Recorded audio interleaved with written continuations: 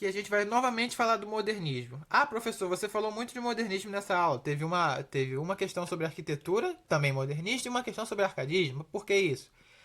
Porque é o estilo literário que mais cai, porque é um dos mais próximos, né?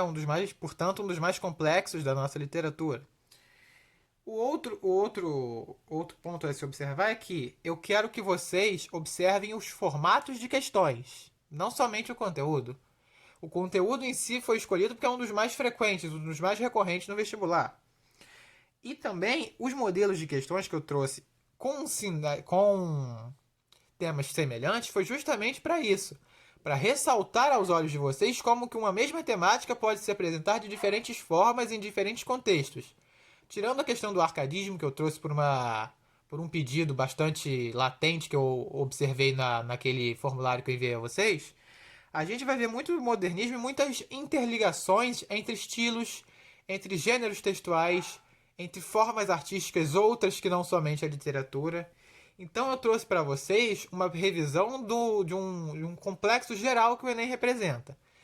Intergeneralidade, interlinguagem, né? A gente vê contatos de gêneros textuais diferentes, entre linguagens diferentes, entre, por exemplo, poemas e crônicas, entre sátiras e obras originais, entre formas artísticas e formas artísticas sólidas, né? Plásticas, como a arquitetura, e a forma artística escrita, que é a literatura, como a gente viu nessa última questão.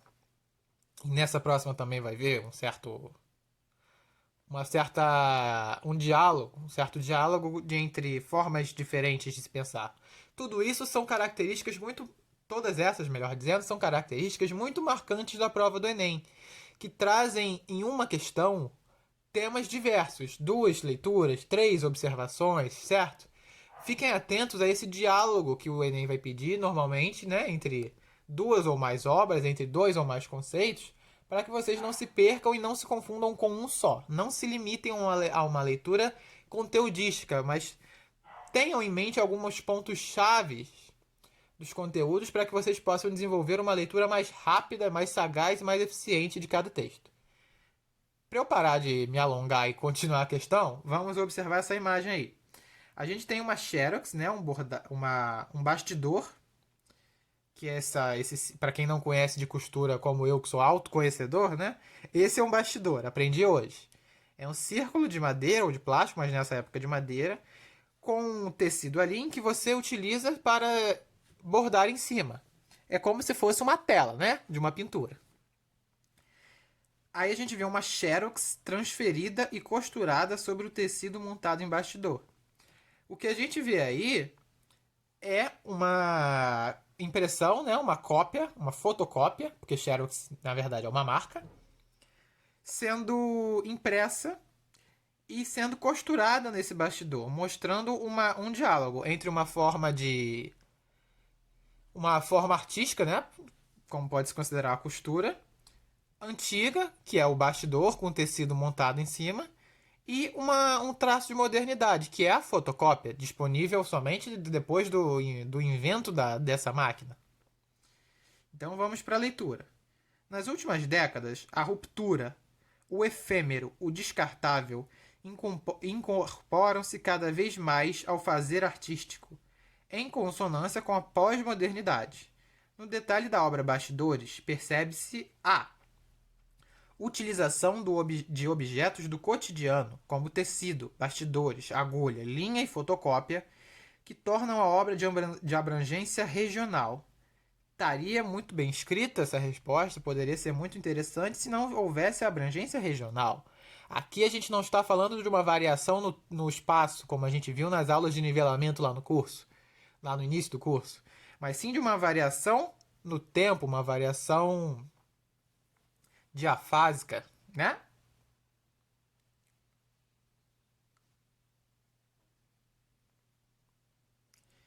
B. Ruptura com meios e suportes tradicionais por utilizar objetos do cotidiano, dando-lhes novo sentido condizente. Muito bom. Porque aqui, como sugere o texto introdutório, né, o introito da questão, que é esse textinho que vem logo depois da imagem, a gente vê falando de ruptura, de efêmero e descartável. Ruptura com meios e suportes tradicionais. A gente está falando do bastidor, da costura, que ali se desenvolvia alguma forma de cópia, né? Ruptura com esses meios e suportes tradicionais por utilizar objetos do cotidiano. Do cotidiano não, do cotidiano. Dando-lhes novo sentido condizente. Todo sentido. O efêmero de uma fotocópia que é descartável também, né? A gente utiliza a fotocópia e depois que já leu e utilizou-se dela, a gente a descarta de alguma forma e dando um novo sentido que condiz. Ou seja, a pessoa imprimiu uma foto, tirou uma cópia de uma foto de alguém e utilizou desse mecanismo tradicional, que é o bastidor, a costura, para gerar uma nova forma de arte, que é uma xerox costurada num bastidor. Essa questão tem um diálogo muito completo e muito complexo desenvolvido com o introito da questão. Então, muito provavelmente, essa é a questão certa. Podem haver outras leituras? Podem, mas percebam como dialoga bem, dialoga com precisão com cada elemento do introito. Vamos para as outras, mas tendo a semi-certeza de que é a letra B. Apropriação de materiais e objetos do cotidiano que conferem à obra um resultado inacabado. Não, o resultado é esse. Ele pode ser inacabado em algumas observações em que a gente tem em mente que um bastidor poderia ser mais preenchido, mas não tem a ver. Desculpa. Apropriação de objetos de uso cotidiano das mulheres, o que confere à obra um caráter feminista.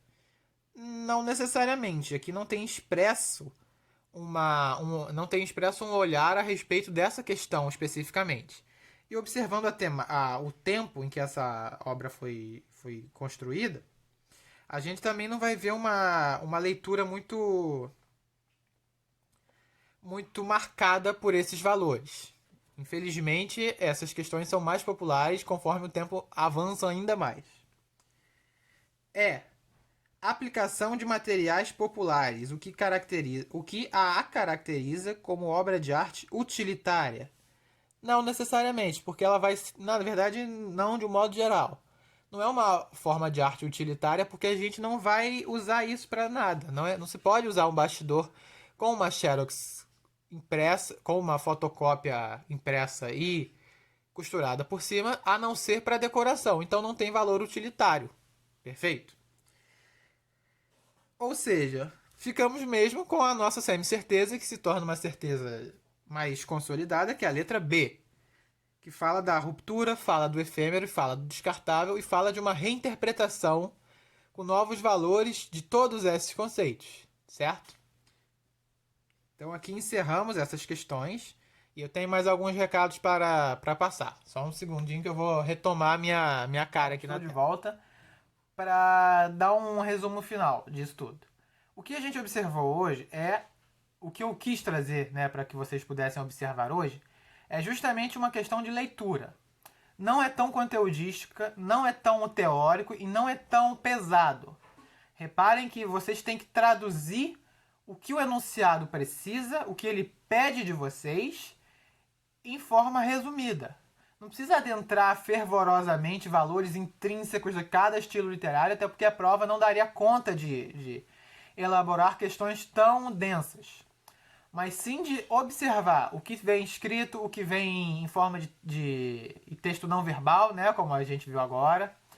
Dialogar com o introito da questão, que é o famoso enunciado, e ler atentamente as opções frente a esses valores. Perceber que tem algumas questões algumas alternativas que podem ser a escolha correta, mas estão incompletas em algum sentido. Perfeito? Falta um ponto, não desenvolve outro, esquece de um valor, por aí vai. Observem que a prova nem sempre precisa ser lida de cabo a rabo. Às vezes uma palavra já aponta para o caminho que vocês têm que seguir, certo? Há diálogos entre formas de arte, entre gêneros textuais diferentes, entre conceitos teóricos diferentes, entre estilos literários que não dialogam diretamente, mas que se opõem, talvez, né, numa visão de um mesmo fenômeno. Tudo isso são fenômenos clássicos batidos e muito provável que estejam presentes na prova que vocês vão fazer, certo? Então fiquem sempre atentos. A prova, apesar de ser uma prova de resistência, de cansaço, é sobretudo uma prova de atenção, né? Por isso que é resistência, porque tem que estar muito atento quase o tempo todo. Pode se distrair para beber uma água e olhar para a parede durante 2 segundos para respirar um pouquinho e voltar, não tem problema. Mas fiquem sempre atentos. Não nervosos, não precisa ficar desesperado, nervoso, neurótico, pensando, não é isso, não é aquilo ali. Não. Ler atentamente o que está sendo pedido, desenvolver um raciocínio que dialogue com o que está sendo pedido e com o que está sendo apresentado como solução, para que vocês encontrem com mais facilidade a resposta correta. Deixo no Drive, já está lá há muito tempo e eu gostaria de relembrá-los, o quadro comparativo. Tem todos os estilos literários que nós tratamos até agora, lá, bem dispostos, bem discriminados quanto forma e quanto a conteúdo, certo? Está lá também o resumo das formas de arte, que não caem tanto no vestibular, mas que precisavam ser passadas, né? Sei que muitos de vocês não tiveram uma experiência com a arte de forma teórica, de forma específica, como a gente viu nesse ano, mas tive que abordá-las, apesar de não ser um professor de artes, mas a disciplina mais próxima dela é a minha, né, que já é uma forma de arte, como eu bati tanto nessa tecla durante todo o ano.